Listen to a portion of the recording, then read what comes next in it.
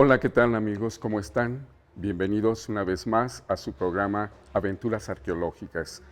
Soy Jesús Torres Peralta y estamos en busca de Luis Alberto Martos, nuestro amigo, que nos va a platicar el día de hoy sobre todo este asunto del asedio de Hernán Cortés con barcos a la Ciudad de México, Tenochtitlan.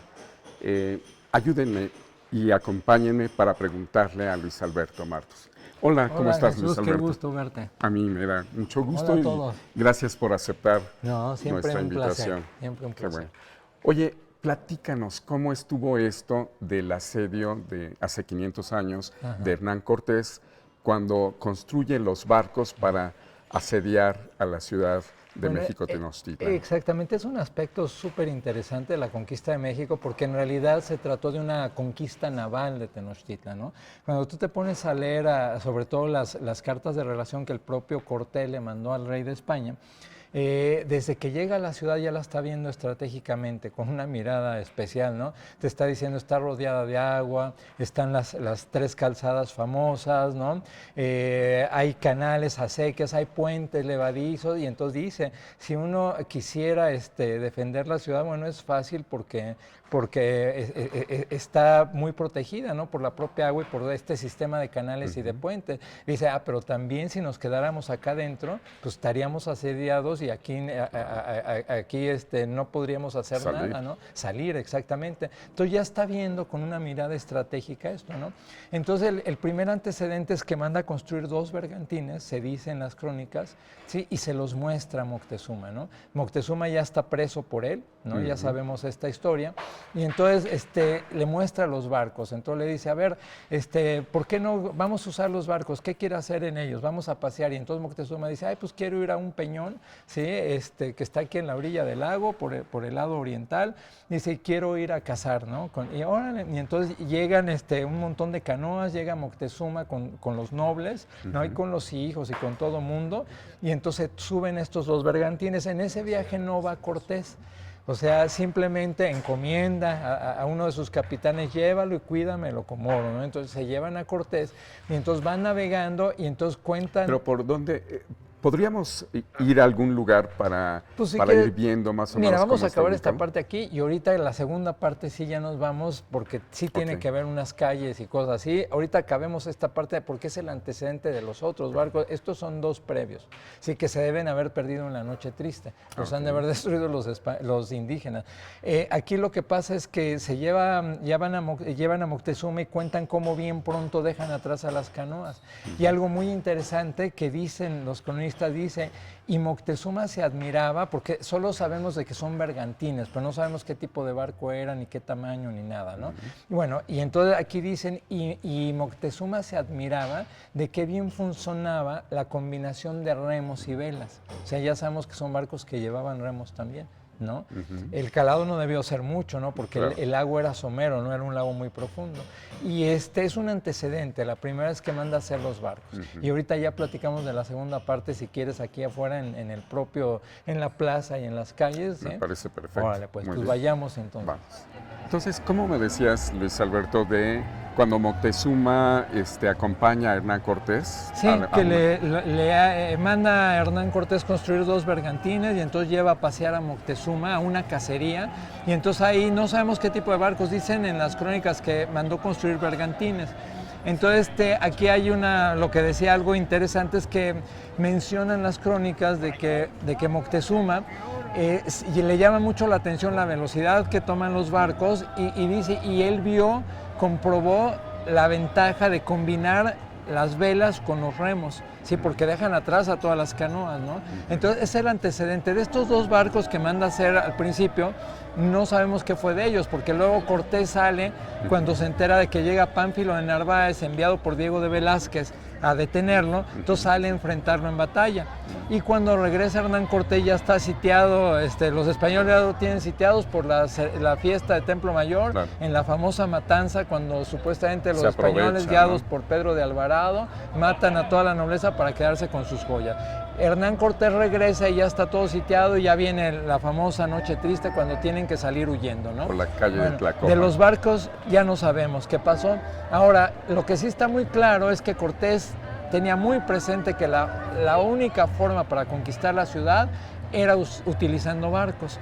Entonces, cuando después de la noche triste se regresan a Tlaxcala, se restablecen por allá y un año la pasan haciendo campañas conquistando los pueblos de alrededor. ¿Para qué? Para aislar Tenochtitlan. Empieza a hacer una campaña conquistando otra vez, no solo descansando, o sea, va tomando tierras, va tomando pueblos para evitar que apoyen a los mexicas.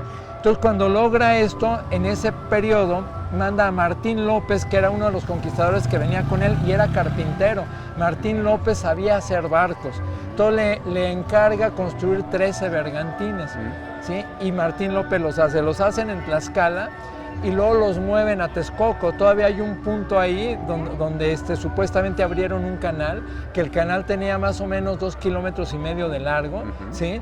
Para botar por ahí los bergantines al agua. Y ya con los bergantines cortan diques, cortan calzadas y entonces rodean la ciudad y hay un ataque marítimo, ¿sí? De los 13 barcos mencionan que era uno muy pequeñito, que iba haciendo agua y que estaba muy a merced de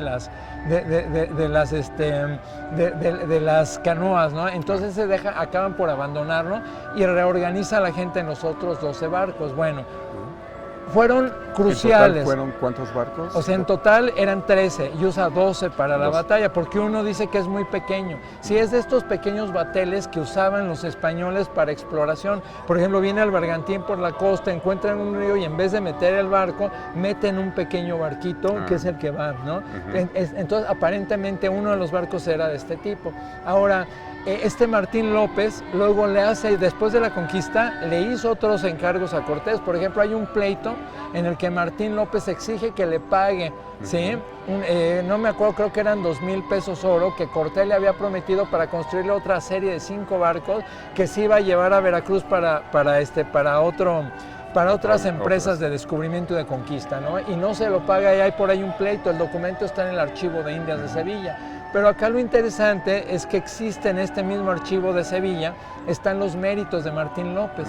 Y Martín López habla de estos barcos que construyó. Entonces, primero le pide al rey que le permita en su escudo de armas usar a los bergantines, puesto que él dice fueron fundamentales para la conquista de Tenochtitlan, y cosa que sí es cierto, ¿sí? Por eso luego a lo mejor lo premia con un solar, creo que ahí en esta justo esquina, donde ¿no? está este edificio que era de la UNAM, donde años atrás estuvo la famosa cantina del nivel. Sí, bueno, este fue el solar precisamente de Martín López. Pero aparte de eso, Martín López años después pide una pensión. Le pide al rey que le den, me parece que 1,000 pesos de oro anuales para su mantenimiento, porque tiene muchos hijos y dice que su encomienda es muy corta. Pero aparte él pide, ¿sí? como beneficio, el poder usar los barcos en su escudo de armas, puesto que fueron fundamentales. Y aparte él quiere usar el nombre de galeras, o sea, Martín López de Galeras, porque dice, lo que yo construí fueron galeras. Entonces ya sabemos que el tipo de barco que hizo fue galera, que sí lleva remos. Y además en este documento menciona incluso el tamaño de los barcos. Dice que la nave capitana medía 25 metros de largo. Eso es muy interesante, pero no lo sabemos todos porque yo no lo he leído en ningún lado. Ni está en documentos, es que hay que buscarlo en los archivos, ¿no? Tú que es ya una lo has parte. encontrado. Sí, estoy trabajando, de hecho, me interesaban mucho las atarazanas. Después de la conquista, Hernán Cortés manda a construir una fortaleza, que es la de las atarazanas, que es una fortaleza para guardar a los barcos. Y es bien interesante porque en las cartas de relación el propio Cortés dice, mandé construir atarazanas, ¿sí? para ofender a la ciudad en caso de que menester hubiera. ¿Por qué? Porque esperaban una revuelta de los indígenas o incluso una revuelta de los españoles. Entonces ahí tenían los barcos por si hacían falta, pues para echar mano de ellos. ¿Qué te parece si nos acercamos más o menos hacia el rumbo? Vamos. ¿No? Para que nos platiques desde ahí. Adelante, vamos. Entonces me estabas contando de las atarazanas, ¿dónde estaban? Exactamente, de esta fortaleza que mandó construir Hernán Cortés después de la conquista para guardar a los barcos, ¿no? Y era una fortaleza con 3 torreones, tenía como 2 brazos, estaba justo en el límite de la ciudad porque tenía que estar de un lado hacia el agua. Entonces tenía un puente de tierra que daba hacia tierra firme y tenía un portón que daba hacia la laguna y debió tener, parece que tenía 3 bóvedas o 3 naves donde metían en los bergantines, ¿no? Y los torreones, no era para proteger. Yo estoy trabajando esto porque siempre quise saber un poco más de estas atarazanas, qué había pasado con ellas, ¿no? Perdón, ¿pero eran bergantines o galeras? Eran las galeras, ahora ya sabemos que eran galeras, pero las atarazanas las construyen en 1524 y ya buscando documentos y demás, entonces bueno, ya tengo por ahí, espero publicarlo en breve, ¿no? Porque he estado trabajando esto, ya sabemos toda la armería que había dentro, pero también guardaban las armas de la ciudad. Hay un documento en el que Cortés le pide a la reina que le devuelvan todas las armas que están en las atarazanas porque son de él. Dice, yo las mandé a forjar y otras yo las compré y las necesito para la conquista de la Mar del Sur, ¿no? Entonces pide su armamento. Entonces, estas atarazanas, esta fortaleza, pues ya descubrí que duraron 50 años, o sea, de 1524 a 1574, y es cuando se demuelen.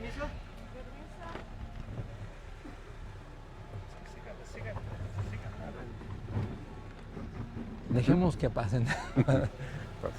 Cuidado, Jesús.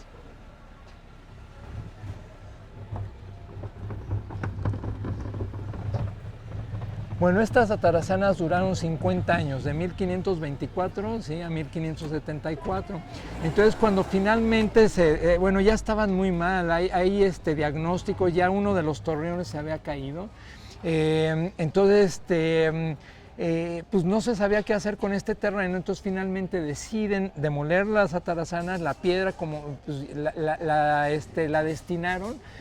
Originalmente querían usarla para un camino que estaban construyendo, ¿no? Por Arcos de Belém, y finalmente el virrey decidió emplearla para la construcción de la Casa de Moneda que se estaba haciendo en esa época, ¿no?